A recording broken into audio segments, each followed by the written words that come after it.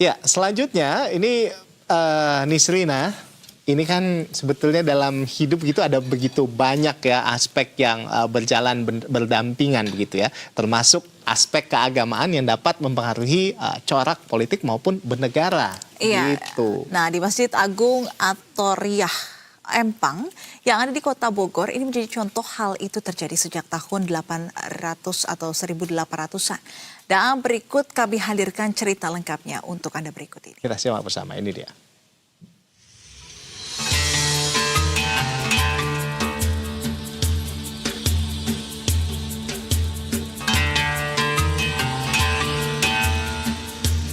Selamat datang di Masjid Agung At-Thoriyah, masjid yang berada di Kelurahan Empang, Kecamatan Bogor Tengah, Kota Bogor. Masjid ini berdiri megah dan cantik dengan paduan ornamen klasik dan modern. Namun di balik bangunannya yang besar saat ini, masjid ini punya perjalanan yang panjang sejak tahun 1800-an.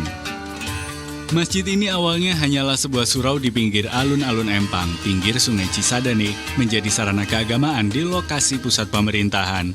Pada tahun 1817, Raden Haji Muhammad Thohir, seorang ulama Kampung Baru, menghibahkan setengah hektar lahannya untuk perluasan surau menjadi sebuah masjid. Perannya pun semakin berkembang sebagai pusat kegiatan Islam sekaligus pusat kegiatan pemerintahan. Fungsi politis masjid ini semakin kuat setelah Raden Arya Wiranata, keturunan dari Raden Thohir, membangun pemerintahan di Kota Bogor. Masyarakat datang tak hanya untuk beribadah, tapi juga untuk berkumpul, mendiskusikan aspek kenegaraan. Masjid Agung At-Thoriyah itu adalah pusat keagamaan, juga sebagai pusat kenegaraan. Karena Masjid Agung At-Thoriyah itu adalah masjid yang digunakan oleh Raden Haji Muhammad Thohir beserta putra beliau yaitu Raden Arya Wiranata untuk membangun peradaban pemerintahan di Kota Bogor. Jadi Masjid Agung At-Thoriyah ini bukan hanya sekedar fasilitas publik sebagai keagamaan, tapi juga sebagai pusat perkumpulan dari masyarakat dan juga sebagai pusat politik di zaman saat itu.